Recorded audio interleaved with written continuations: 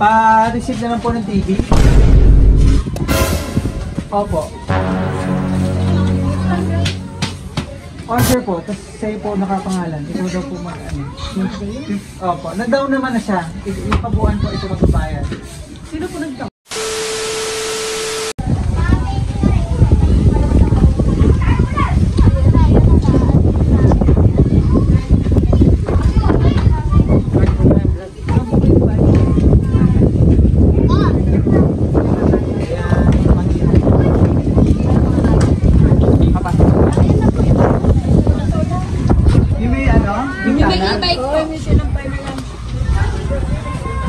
Ay, ito lang. Sino po ba yan? Ganyan po. Ate ko po yung ganda. Opo.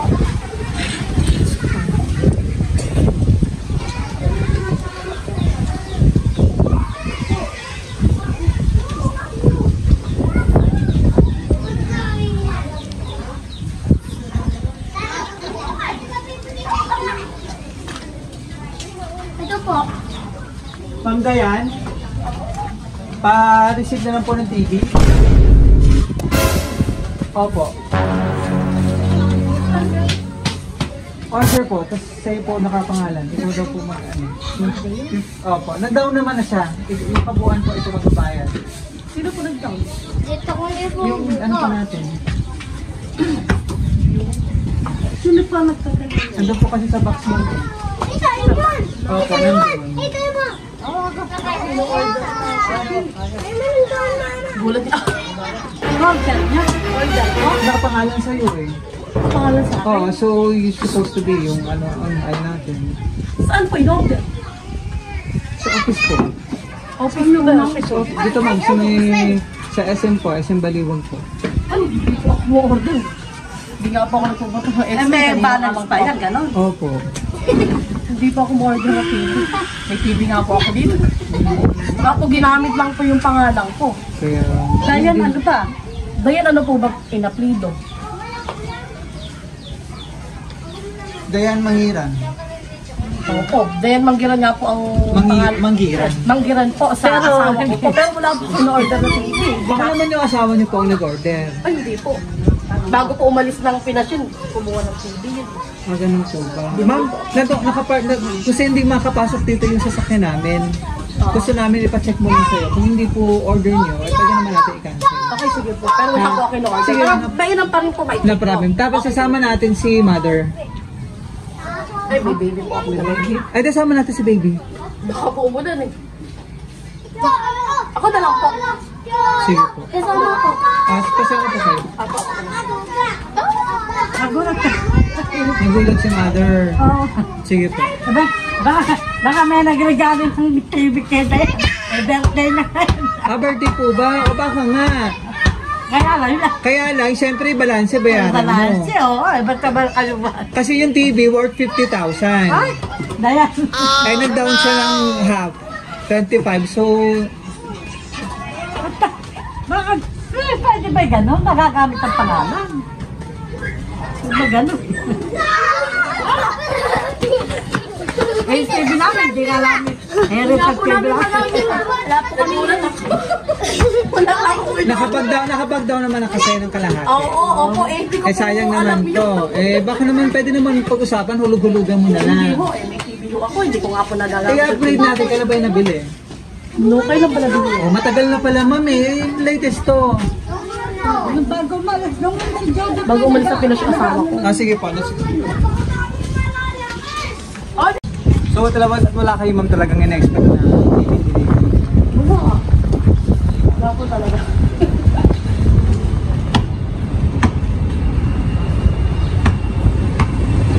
Kaya regalo. Hindi ko. Kasi bago umalis na Pinas yun, bumili ng TV.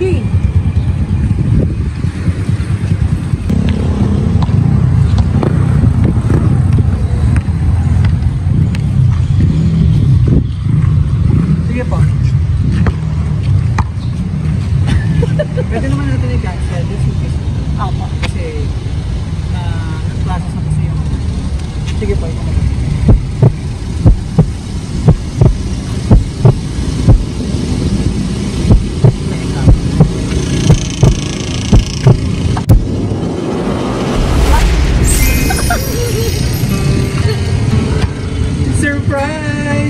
happy birthday!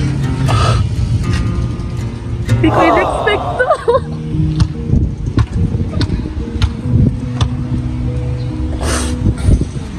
Thank you, babe.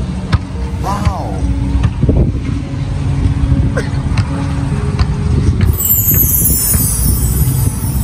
Thank you, thank you. Hindi ko in-expect. Hindi ko to Surprise ka ni Mr. Hindi ko po alam. Kasi nagpadala siya kanina ng 5,000. Sabi niya mag-SM kami, hindi ko in-expect. Thank you, babe. I love you. Mag-iingat ka lagi dyan. Oh, ayan. So, dito ka muna po. Napaka-emotional naman ni Mrs. Dayan. Ayan. Sobrang na-surprise ka ni Mr. Ano pa. Dito ka, sa kabila. Ayan. Oh, tagi-emotional ka.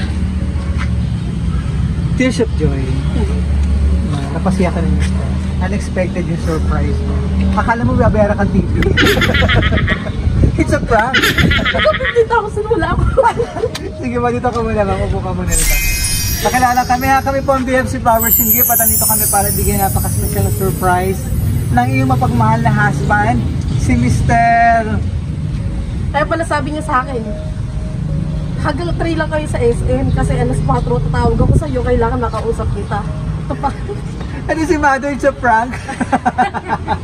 Nakanabahan din kanina. Sabi ko ano kakang TV ka, baby? Ko, kabibili ko na ng TV. Sabi ko, Yan. All the way from si Sir Jobert na nasa New Zealand. New Zealand. Kailan ba? Okay, kailan? Tatanong ka ba? Kung tagang umalis si Mr. April 30. Saan pa sa April 30? Last year. Mag-isang taon na rin naman. So, ito mga surprise niya na kahit malayo si Mr. talagang nag-effort para mapasaya ka ngayong araw. Flower.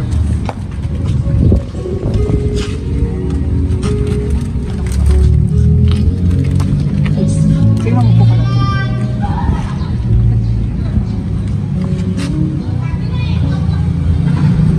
And cake para kantahan ka namin ng happy birthday. Chocolate bouquet. Chocolate bouquet. And Ferrero chocolate.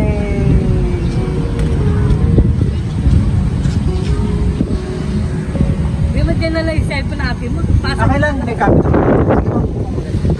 Anong masasabi mo at surprise ka ni Mr.? wala, nagulat ako.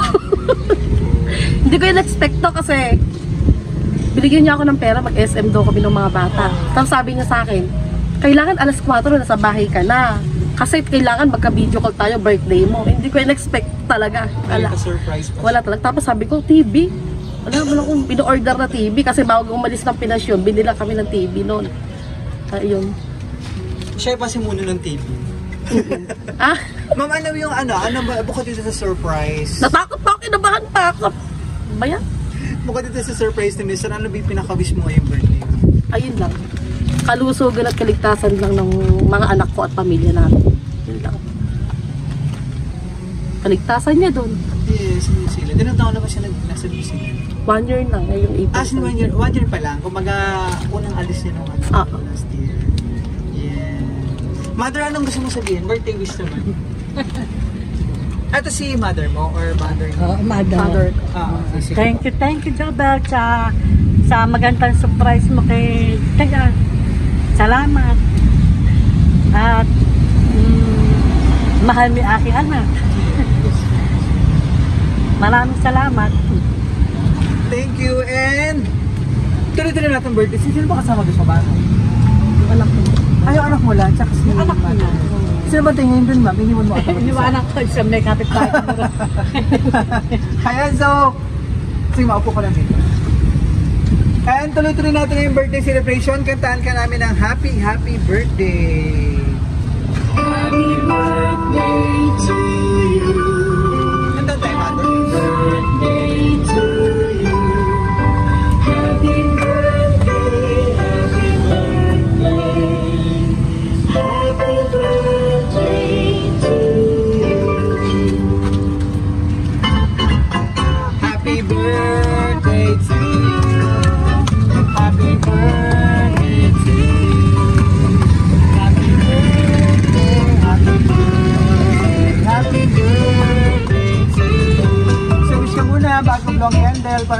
marami pang birthday and blessing.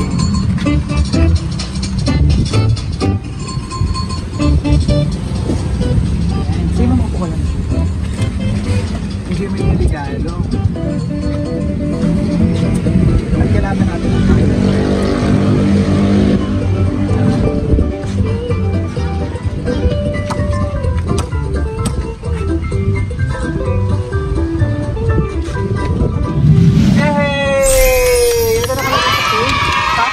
Dave, I love you.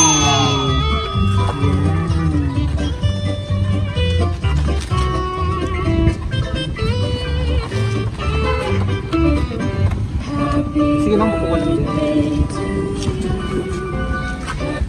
Ano to? First time ba itong ginawa ni Mr. na surprise? Kaya wala sa loob ko talaga. Hindi ko talaga to in-expect. Hindi mo siya na-expect kasi hindi naman mahilig mo pa surprise si Mr. Mahilig siyang mag-surprise pero yung ganito, Na ganito. Oh. ngayon pa lang. Masanay ka na at mukhang isa-surprise ka lagi ni Mr. Ito yung kanyang message na gustong sabihin sa akin. Saka seryoso, babayaran mo daw lahat yan. It's a prank. Babe, happy birthday. Salamat sa sakripisyo mo sa anak natin na hindi mo napapabayaan. Nandyan ka sa hirap at ginhawa. At salamat sa pag-intindi mo sa akin kahit may gusto ka na hindi ko na ibibigay sa iyo. God bless. God bless, I love you. All the way from New Zealand, Sergio. Thank you, babe. Then, kailan ulit ang ano niya, ma'am yan? Ilang taon ng contract niya or kailan mo siya balik? 3 years. 3 years. Ah, okay. Then, Yung baby ko, di pa niya nakikita yun. kung wala pang ano doon, ilang months pa lang yun? Si baby? 11 months. Ay, 11 months pa lang. Kung ilang ano na siya doon, ganun din yung baby. Umalis siya ng April. Kila isang buwan May.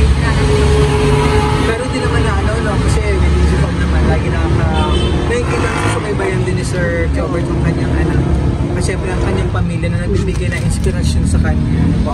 Kaya talagang sakripisyo, mama, ano po, na malayo sa isa't isa para naman sa magandang kinabukasan. Future ng mga bata. Yes. Yan. And soon nga, I hope more babies pa. And, kumbaga ito ma'am yung birthday mo na malayo siya. Hindi na celebrate together. Ito lang talaga. And syempre, opportunity rin sir, ni sir na makarating na yung season. Kaya ginarap niya na rin. Yan. So ano ba gusto mong sabihin sa kanya? Sa Ayun surprise lang. Thank you. Surprise mo. Hindi ako nag-expect talaga na ganito. Kaya pala sinasabi niya sa akin, alas 4, dapat nandito na ako sa bahay. Sabi niya, kasi birthday mo, kailangan mag-video call tayo. Hindi ko talaga to in-expect. Hindi ko in-expect talaga to lahat. Thank you sa effort. Mag-iingat ka dyan palagi.